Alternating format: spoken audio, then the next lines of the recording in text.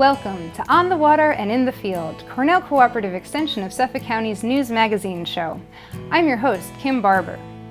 We're hosting today's show from the Suffolk County Marine Environmental Learning Center, our flagship location here in Southold. This facility has undergone a major makeover in the past year and will be showcasing all of our improvements and campaign partners later on in today's show. But first, we'll learn about the making of an oyster bed and how these structures are advancing both habitat and shellfish enhancement efforts in our waters. Then we'll visit our underwater marine meadows and get an update on eelgrass restoration efforts being conducted by our habitat restoration team.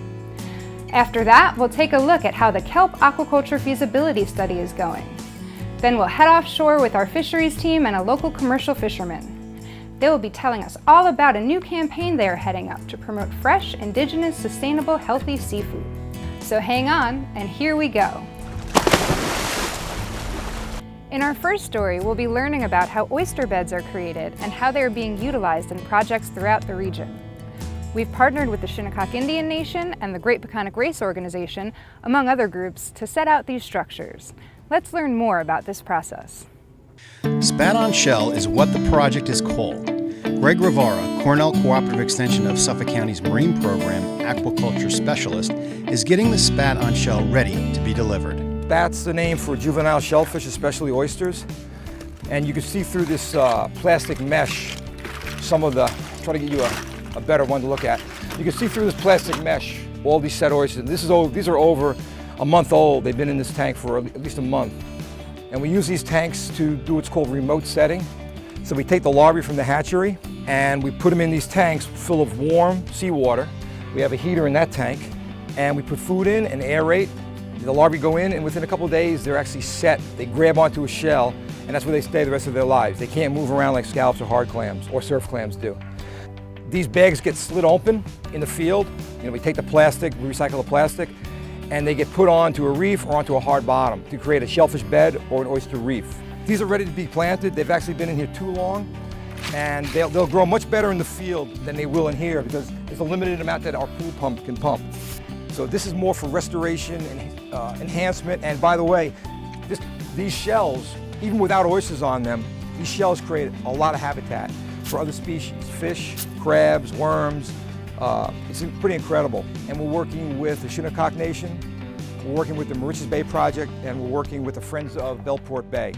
So they're helping to fund this operation, and then we monitor them over years. And what we planted 3 years ago in Moriches Bay and 2 years ago in Belport, they're doing amazing. So the sooner these get out of here, the better. They'll actually grow better. The Shinnecock Project is pretty nice because it's a big reef that's three-dimensional. It's probably that high off the bottom. Some of it's subtidal, some of it's intertidal. And it basically parallels the shoreline that we're working on, and it's centered off the Nation Cemetery, which had a lot of problems with erosion. And with our beach nourishment project and all the plantings that my colleagues have done, it's a pretty amazing beach right now. So this oyster reef is going to be a living reef. It's going to create habitat. It's going to protect the shoreline as like a wave break because it faces the west. You can see the Ponquag Bridge from where these are going. And in the summertime and in certain times of the winter, you get some serious wave action there. So it'll be the first line of defense. They also will spawn, probably next year, they'll be big enough to spawn. And their spawn, the larvae float around for 2 weeks or so. And the larvae can wind up anywhere in Shinnecock Bay. And they could set up in areas where there haven't been oysters before, and people could harvest them, or they're doing their job filtering the water. So it's not just the reef, it goes beyond the physical locality of the reef we're building. A lot of restaurants on the North and South Forks, in fact all across the world, a lot of shell go right into the dumpster. It's kind of sad, it's a waste. So I'm working with Little Creek Oyster in Greenport. Every Monday I go and I pick up literally a pickup truck load of shell. And it's been very fruitful. You'll have to take a picture or video of the pile out there over the last 6 months. It's quite a pile. And it'll stay there again until next spring. We hope to do more of that. It just becomes a material handling thing.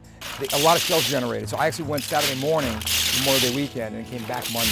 That's how much shell there was. And what I'm doing is I'm looking at the growth rate, the survival rate. Obviously, not 100% of these are not going to grow into old age, there's no way. Also be looking at in the future reproduction and looking for new set. So as these grow, if new babies attach to that, we know that it came from Shinnecock Bay. And we'll be able to tell if little oysters form on there that they were larvae from Shinnecock Bay. Now we can't prove necessarily they're from these oysters, but it's a pretty good chance that they would be from our oysters that were spawned here in Southold. Anything else? Eat more Long Island grown oysters. That's all I can tell you. Do something good for the environment. Thanks, Greg, and special thanks to Little Creek Oysters for partnering with us to conduct the shell recycling efforts required to make our oyster beds. We'd now like to check out another community partnership we've been working on. This one features agents and staff from Daniel Gale Sotheby's International Realty of the North Fork.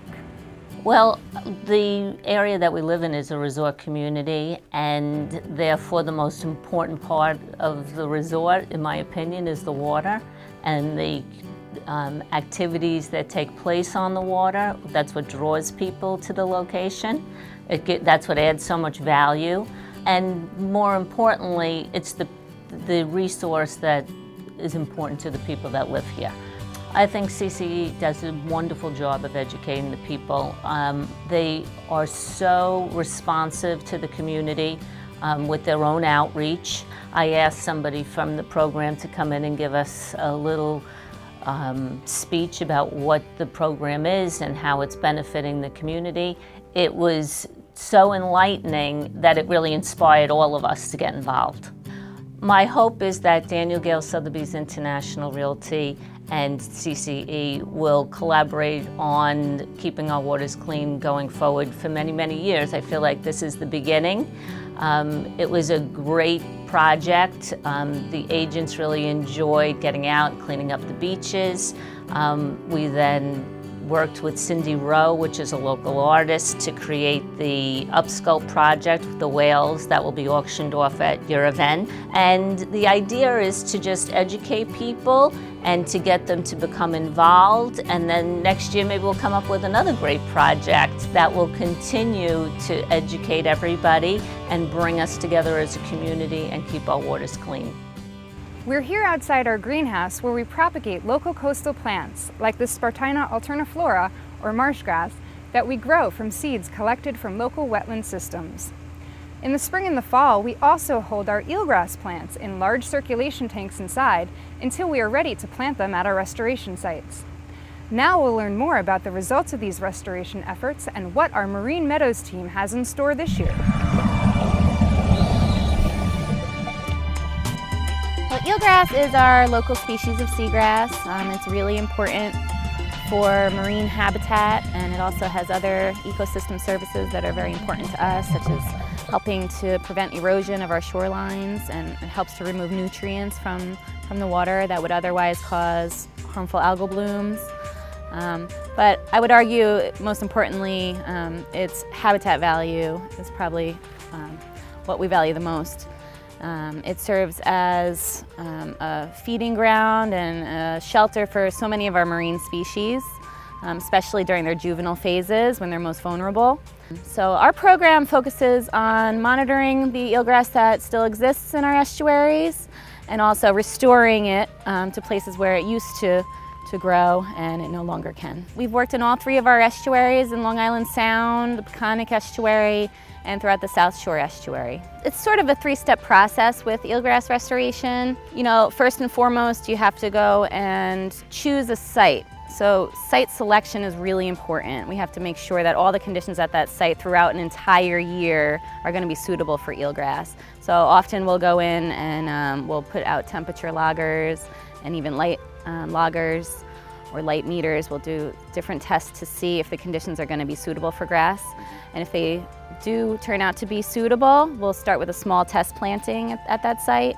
And we follow that throughout at least a full season, either spring or fall season. And if not, we really prefer to give it either a full year or over winter and check on it in the spring and see how it held out. So from there, once we had a successful test planting, then we go out and we harvest shoots from a healthy eelgrass meadow.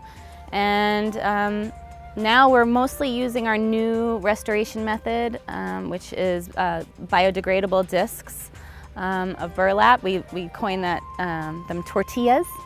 And this way we can have the help of volunteers to help us assemble these planting units. We get 10 shoots of eelgrass per planting unit, and it really helps speed up the process once we're ready to plant.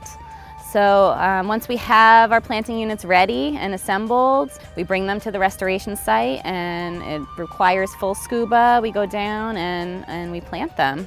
I would say that our most successful eelgrass restoration site is St. Thomas Point, which is in Long Island Sound. That site, the conditions were just perfect. We had done some test plantings early on, and they did really well over that first winter, and then we just hit it hard.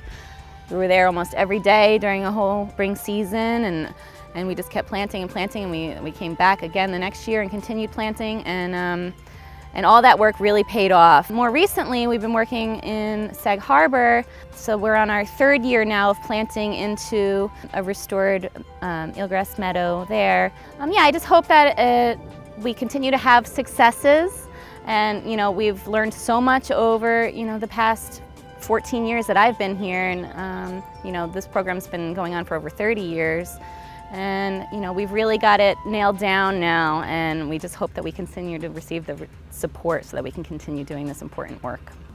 It's so great to hear that our efforts to bring back local eelgrass populations are working. We hope you'll join us at a Marine Meadows workshop this fall. Check out marinemeadows.org for more information. Now we'll head out to check out another species that we're working on growing, sugar kelp.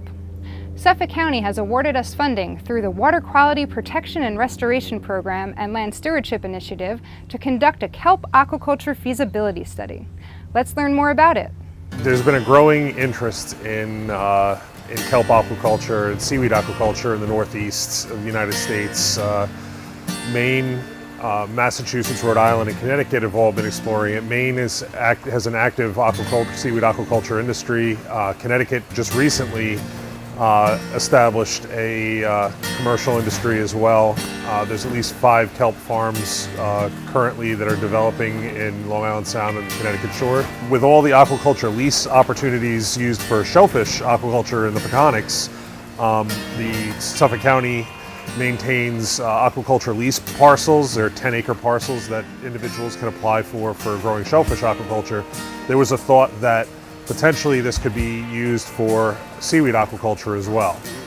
The other aspect of seaweed aquaculture that makes it attractive, especially in the Peconics, is that seaweeds are known to be bioextractors. So they will remove naturally, by just growing in their normal fashion, nitrogen and carbon from the water. Kelp can be very efficient at doing that. Right now, kelp is the most viable commercial product of seaweed. Through the 0.25% water quality funding for the county, they just put in for a aquaculture feasibility study for the Peconic estuary, which Cornell Cooperative Extension had been given administration of the project. And what we're looking for throughout the estuary are areas that are feasible for growing kelp over the winter. So kelp is a cold water species. It would be a winter crop for aquaculturists that have shellfish grounds.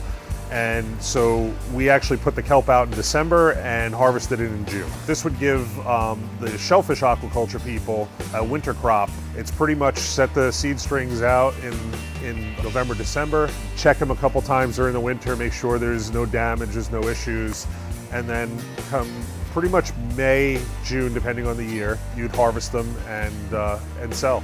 Besides as a direct food source for humans, sugar kelp is one of the most eaten species in the world between Asia and as well as in Europe.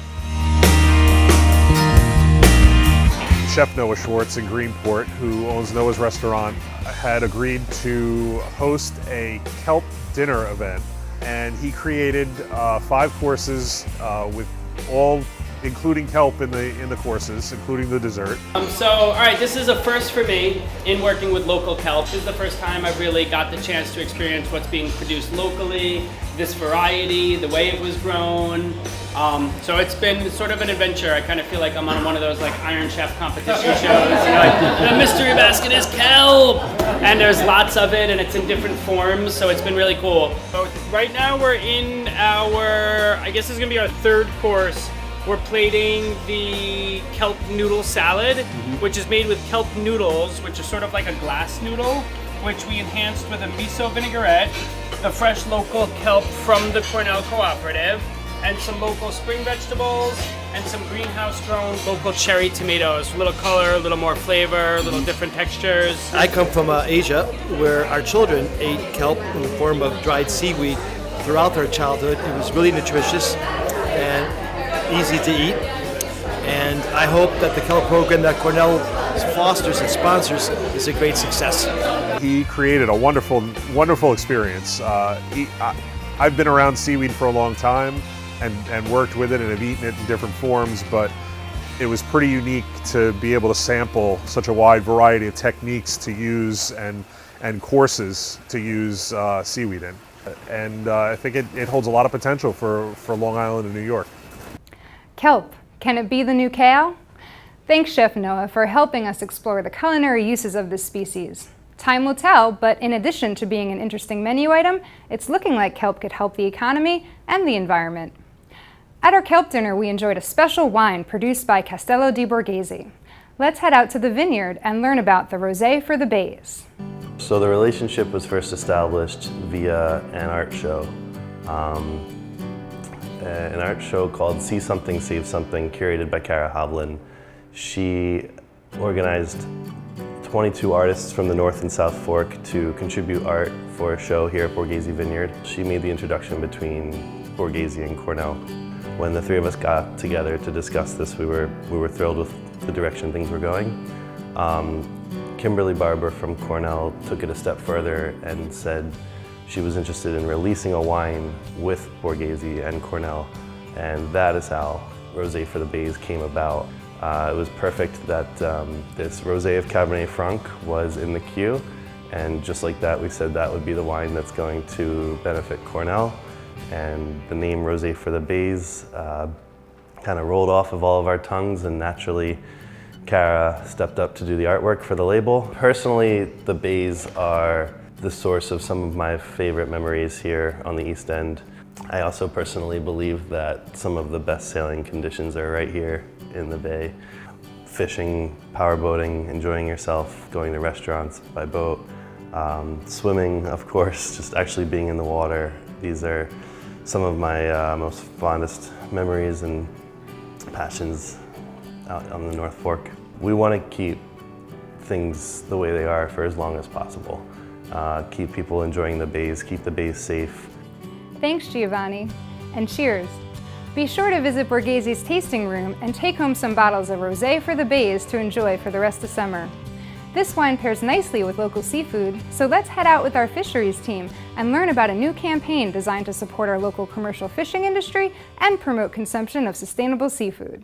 We have this great resource here on Long Island, an abundance of fresh local species, and that includes striped bass, fluke, black sea bass, scup or porgies, that's the same thing, squid, bluefish, sea scallops, blackfish, weakfish, oysters, clams, the list goes on and on, the species that are local here on Long Island. The fact is that over 90% of the seafood consumed in the United States is imported from other countries, and an equal amount of what's landed in the United States is exported to other countries. So it doesn't seem to make sense that we have this great product here, yet we're not utilizing it, and you can't beat the freshness.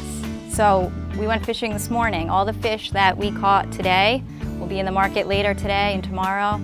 We'd like to teach consumers that the species that are landed here locally are an alternative to a lot of the imported farm-raised species. We are trying to raise awareness of what species are local, where consumers can purchase local seafood, and also market local seafood as Long Island Fish, which is an acronym for fresh, indigenous, sustainable, and healthy.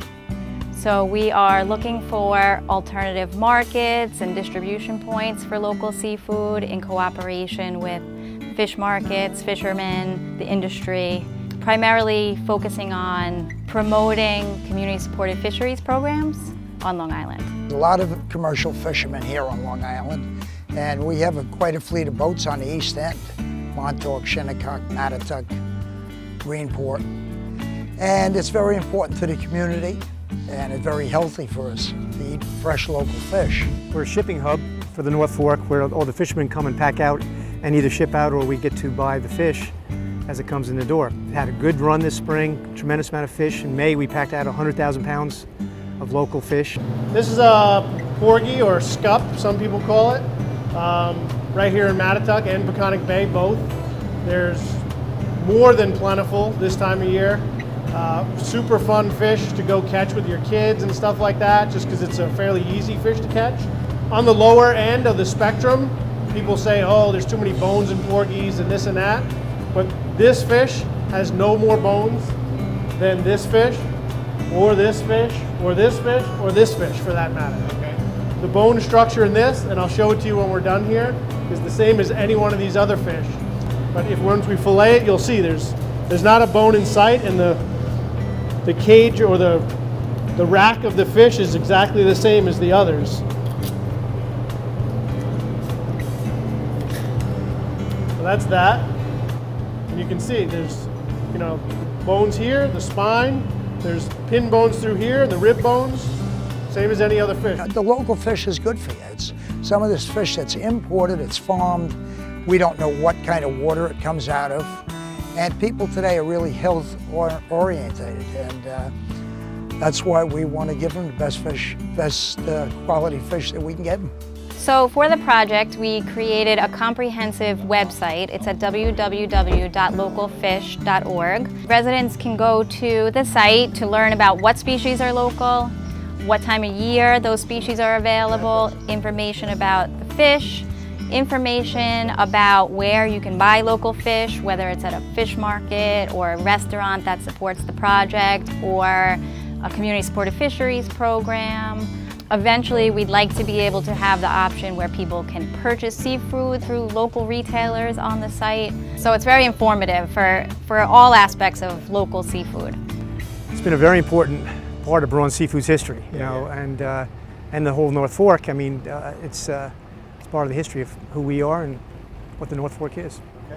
Definitely check out localfish.org to learn more about what species are sustainable and indigenous to our area. Then be sure to pick some up at your local seafood market. We're here in our touch tank room where we educate thousands of youth and adults annually on the importance of our marine environment. This space has undergone a significant transformation in the past year, thanks in large part to California Closets. Let's go explore the new and improved learning spaces. So I'm Anthony DiVincenzo. I'm one of the managers for California Closets, and this is Jacqueline Strahota. Hi, I'm one of the designers with California Closets. And we've been in business here on Long Island for 32 years. We handle all of Suffolk County, and we design storage spaces for every room in the home. And now we also do storage spaces in educational facilities. And we're so happy for that. We were lucky to have crossed paths with California Closets and have an opportunity to enlist their support in our Good Circle facility improvement campaign. At the time we connected, we had already received a generous grant from the Suffolk County Extension Education Foundation to get started on the upgrades to our Marine Center, but there was still much to be done. We knew working with a company who specifically deals with organization and functional improvements was going to be such a great opportunity for us to make the changes we wanted to see happen at the facility. I definitely think we walked in and we saw why this was the perfect project for us to be a part of, because we needed better storage and better way to kind of brighten the whole place up. So it just kind of was like a night and day kind of transition. Yeah. From the beginning to the end. Yeah, it was a little rough around the edges in here. There were a lot of hardwood colors, a lot of black countertop. It kind of reminded me of the high school classrooms in the Wonder Years TV show, so it needed some updating. That show's been off the air a while. California Closets was the right company for the job because in addition to being design experts, they also have a focus on utilizing environmentally friendly products. California Closets has a pillar of sustainability as part of its mission. So we try to source products that are a little bit more environmentally conscious and aware. For example, our boards are CARB certified. We use LED lighting. It's all recycled or upcycled wood fibers that make up the core of the product. We saw that alignment, we saw that there was a facility here that wants to educate our local community on why the environment is important, why it is fragile, sustainable ways to use it, and not to abuse it. And all those things really lined up with what we believe in. As we embarked upon our partnership, the design came together and California Closets decided to donate a system valued at over $30,000 to be installed in our touch tank room and classroom spaces. It's definitely a different kind of space for us, but I think a lot of the same design principles and what we know about storage, it all applies the same way. There were definitely, working inside of cinder block walls, things like that, a little bit different than the normal, where we'd have wallboard or something, but I think we rose to the challenge and we're really happy we did. I would definitely say that one of the biggest things was just coming into this and seeing what we had and what we needed to store, but then at the same time make it an exciting place for kids and even adults to come and learn and kind of catch their eye and make them be like, oh wow, this is like amazing. So, I mean, one of my favorite displays is actually the one behind us. It just was a fun way to, here's the TV, but we need storage, and we want to make these colors pop in these different, specimens and everything else that we're showing here. And I just love the idea of kind of making it different heights and just making it a little bit more unique as opposed to something very streamlined. So. Yeah, it's definitely something that you could see where form follows function. We knew what it needed to do, and the design came out of that objective. Hey guys, that's a wrap. We did it. We are so thankful for the generosity of California Closets, the Suffolk County Extension Education Foundation, and all of our donors who have made our facility improvement campaign a success thus far. We still need some help reaching our goal, so please visit goodcircle.org to learn more. That's all for this episode. If you'd like to learn more about our programs and projects, please visit our website or follow Cornell Cooperative Extension Marine Program on social media. See you next time on the water and in the field.